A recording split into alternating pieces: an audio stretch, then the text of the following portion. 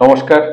অনেকেরই দেখবেন হাতে এরকম রূপোর আংটি পরে থাকতে, রূপোর আংটি বা রূপোর রিং এরকম পরে থাকতে, কিন্তু আপনাদের জানা উচিত যে এটা পরার নিয়মটা কি।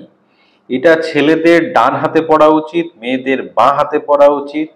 আর এই রূপোর রিং আমাদের শুক্রের কারক, আর শুক্র মানেই কিন্তু অর্থ। শুক্র কিন্তু প্রচুর অর্থ দেয়, এত অর্থ দেয় যে আপনি ধরে রাখতে পারবেন না। তাই শুক্রকে স্ট্রং করা কিন্তু খুব দরকার।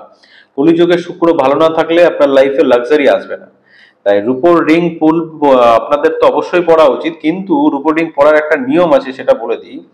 এই রূপোর রিংটা আপনি শুক্রবার দিন 12:30টার পর, দুপুর 12:30টার পর এটাকে কাঁচা দুধ দিয়ে ধুয়ে নেবেন, আর একটু গঙ্গা জল দেবেন এবং মা লক্ষ্মীর পায়ে ছুঁয়ে দিয়ে তারপরে এটা পরবেন। তারপরে দেখুন আপনার শুক্রও স্ট্রং হয়ে যাবে, আর শুক্র রিলেটেড সমস্যা থেকেও আপনি মুক্তি পাবেন, এবং শুক্রদেবের আশীর্বাদে আপনি আর্থিক দিকও স্ট্রং হবে। ভিডিওটি ভালো লাগলে অবশ্যই একটু শেয়ার করে দেবেন।